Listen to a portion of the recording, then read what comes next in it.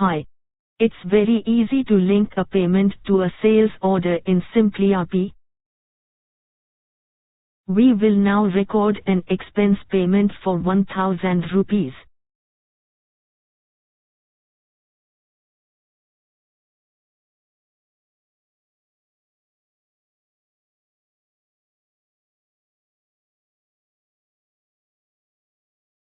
Once payment voucher is generated, go to Payment Deletion in Payments menu.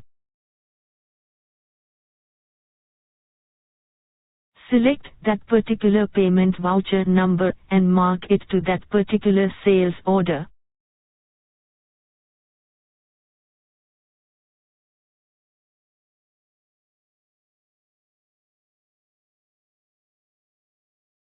That's it.